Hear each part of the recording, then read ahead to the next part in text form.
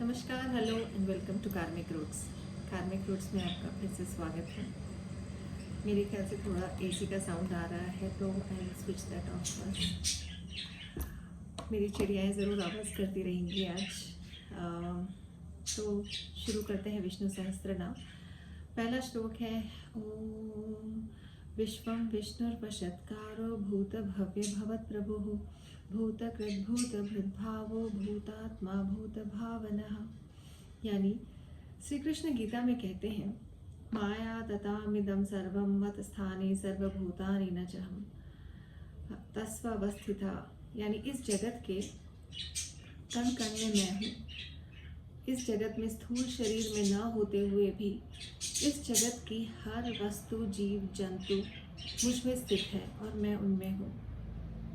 मेरे द्वारा ही उनमें चेतना है और मैं ही उनका भूतकाल भविष्यकाल और वर्तमान भी मैं ही हूँ। मेरा ना कोई आदि है ना कोई अंत है।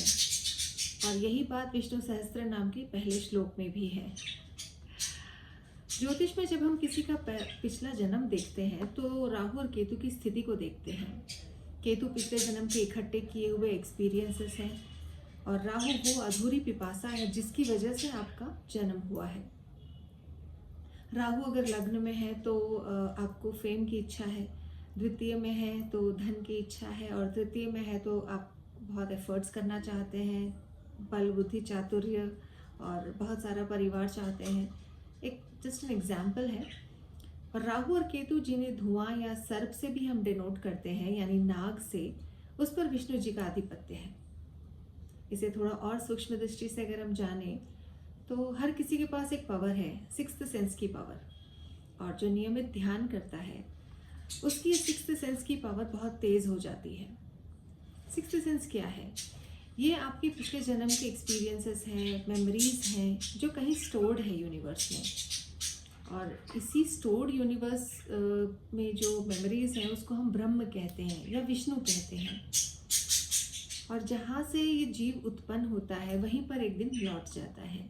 यानी इन्हीं मेमोरीज में हम दोबारा जाते हैं और अपने इस जन्म की मेमोरीज को ऐड करते हैं। हमें ये बुद्धि या ज्ञान या इंटेलेक्ट का जो रूप है वो भी विष्णु ही है।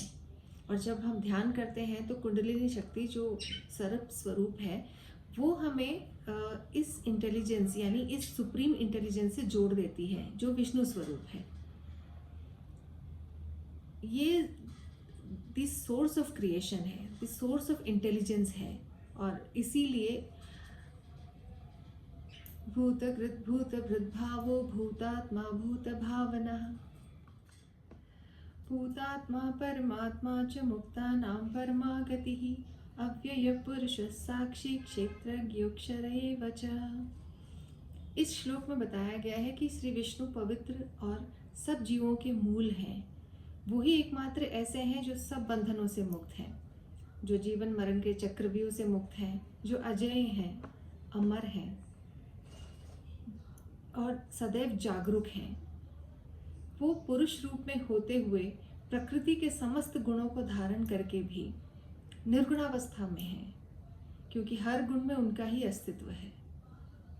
वो साक्षी हैं इस मन बुद्धि और शरीर के, अंदर और बाहर के, और हर क्षेत्र के जहाँ अच्छे और बुरे कर्म मन बुद्धि या अहंकार वश मन शरीर वाणी से किए जाते हैं और जिनके फलस्वरूप कर्मों का फल भी भोगा जाता है। श्री विष्णु हर क्षण में सदा जीवित हैं, उपस्थित हैं और साक्षी हैं। इसलिए जो उन्हें पाना चाहता है वो सदैव उनके नाम का स्मरण करता रहता है। योगो योग विदाम नेता प्रधान पुरुषेश्वरः नारसिंह वपुः श्रीमान केशव पुरुषोत्तमः।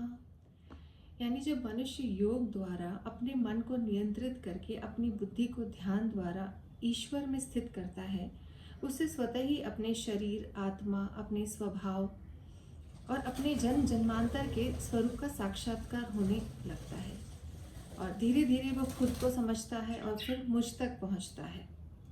मनुष्य पुरुष और प्रकृति का ज्ञान समझने लगता है, माया और जीव का संबंध समझने लगता है। नरसिम्हा स्वरूप में सिंह और मनुष्य के समागम के साथ साथ मेरे स्थिर और अस्थिर पर उत्तम स्वरूप को जानने लगता है, जिसे वेदों में पुरुषोत्तम की संज्ञा दी गई है। ये विष्णु जी का कथन है। सर्व शर्व शिवस्थानुर्भूताधिर्निधिरव्ययः संभवो भावनो भर्ता प्रभव प्रभुरीश्वरः। श्री विष्णु अच्छे से अच्छे और बुरे से बुरे अस्तित्व के भी स्तोत्र हैं।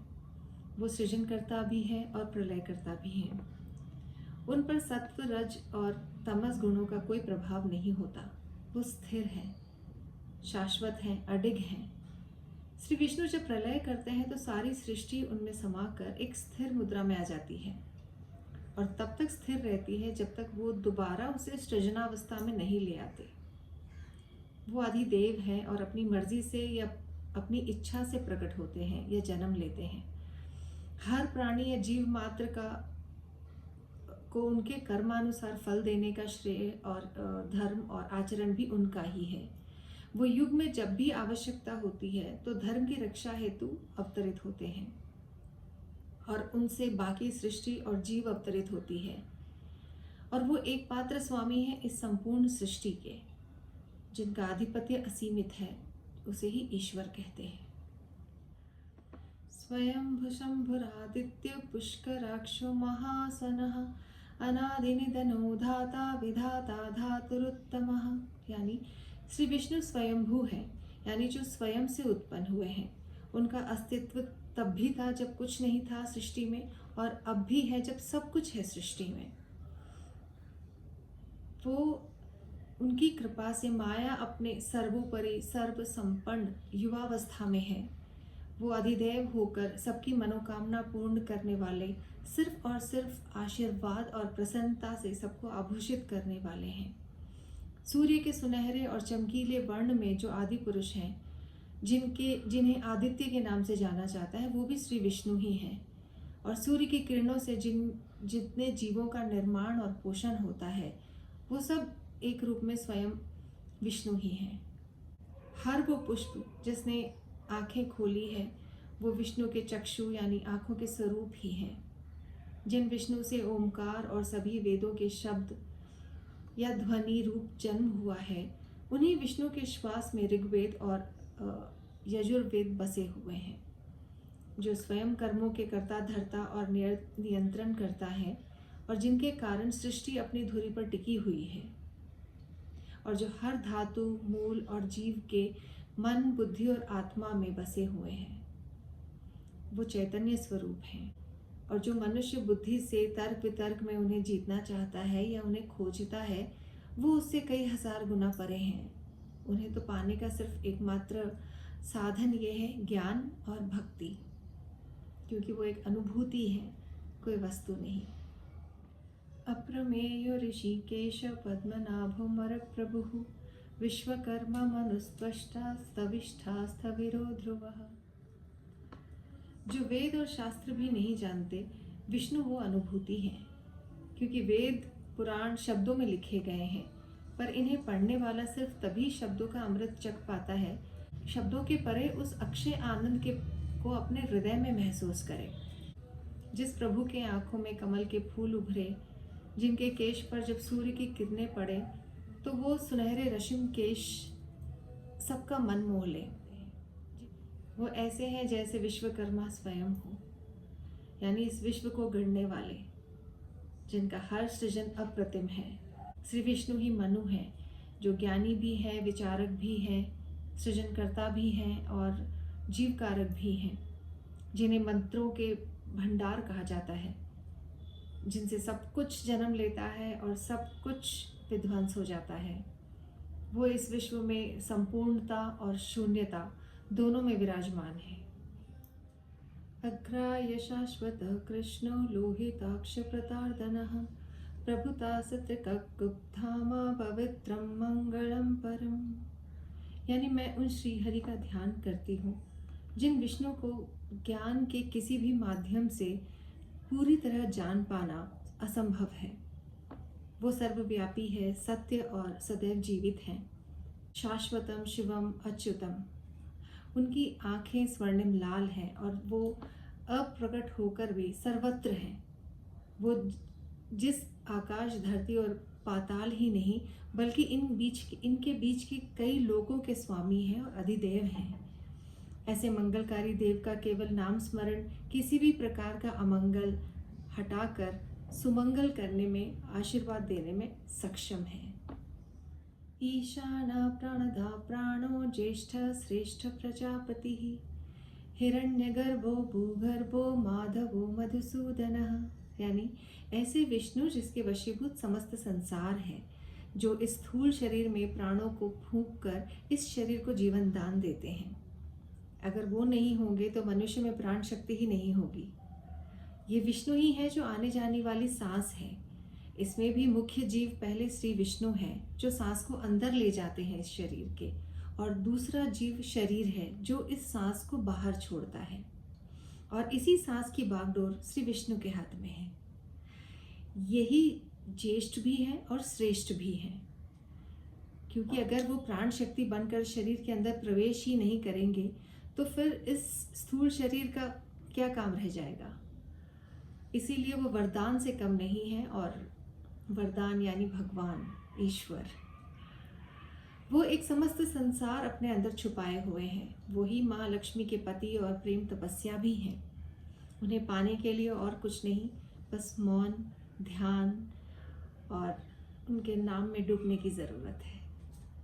ईश्वरो विक्रमी धान्वी मेधावी विक्रमक्रमः अनुत्तमो दुराधर्षो कृतज्ञाकृतिरात्मवान।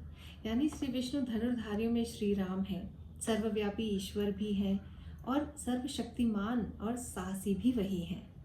इन्हीं विष्णु का ज्ञान सर्वोचित और अप्रतिम है, और इन्हीं की क्रमणा भी बुलाया जाता है, क्योंकि ये जीवन मरण के कई समंदरों को वश में करके अपने भक्तों को मुक्ति दिलाते हैं। वो जितेंद्रिय है, यानी जिनसे कोई जीत नहीं सकता और ना कोई जीत सका है।